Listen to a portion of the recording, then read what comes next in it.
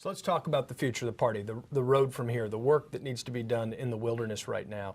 We have a new administration coming in, but we have a fiscal crisis that's ongoing. We have an unprecedented deficit that's only going to get bigger.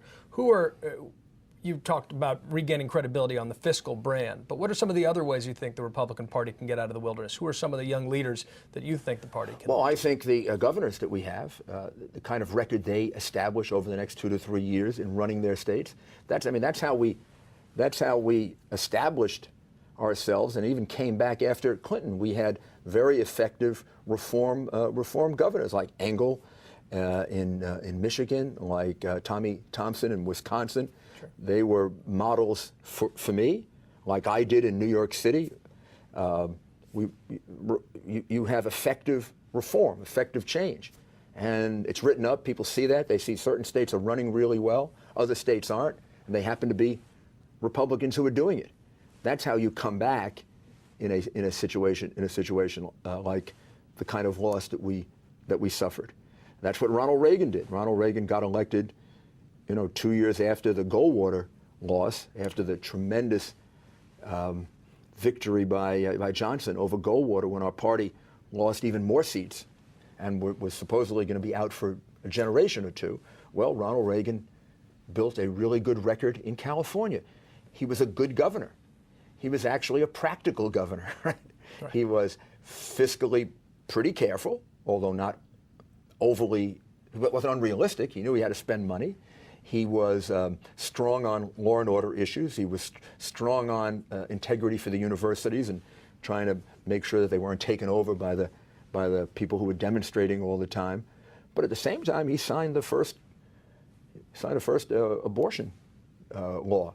I know he regretted it later, but that helped make him appear to be a practical governor. Libertarian type. Libertarian, practical governor.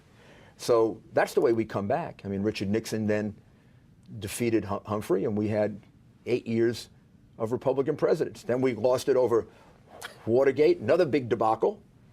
And Carter was gone in 4 years because Reagan presented a much better picture of leadership. I don't believe that Reagan won in 1980 based on ideology. I think Ronald Reagan would have lost in 1980 if he had run just on ideology. I think Reagan won on leadership. Reagan won because he was seen as the more effective leader against a president who seemed to be an ineffective leader.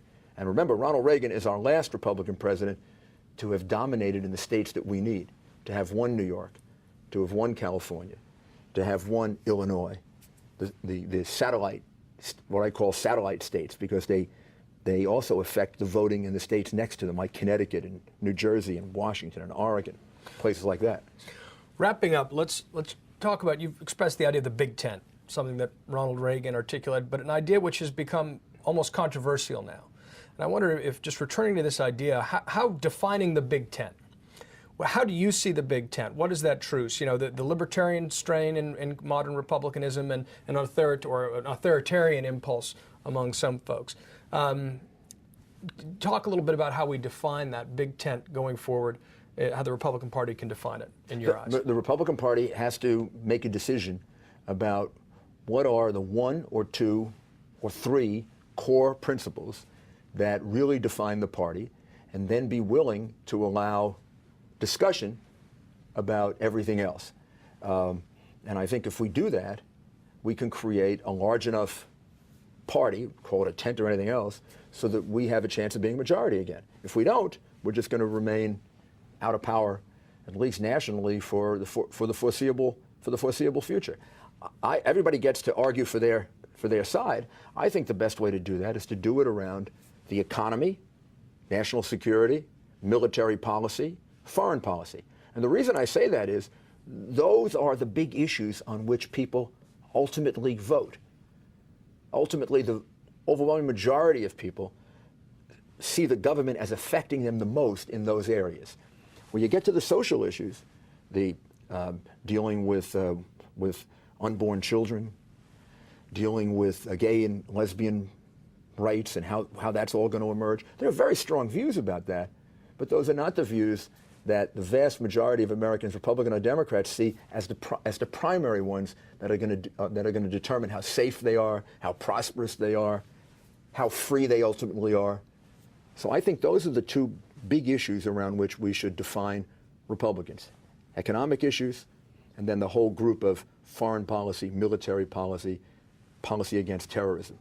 And then allow for some range of disagreement on the other issues. And still, on the other issues, Republicans will be to the right of Democrats. On the social issues, I don't think there's anyone in the Republican Party proposing that we meet the Democrats or go to the left of the Democrats. We will be to the right of the Democrats.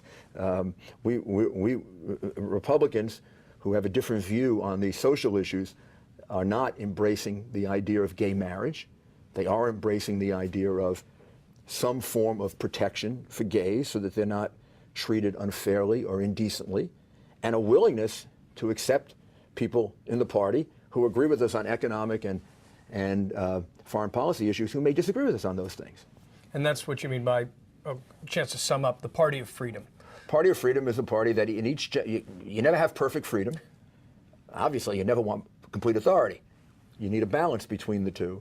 But what we want to be doing as we progress, this is what makes America so exciting, is always erring on the side of a little bit more freedom, a little bit more discretion, trying to find ways in which we can give people ways of realizing themselves through their own decision making rather than somebody dominating them. And if we do that, I think we become also an exciting party for young people, an exciting party for young people who want to be successful in business, and they want to be successful at work, and they want to be successful in the military. And they agree with the Republican Party on those things, but they see us as being too narrow-minded on social issues.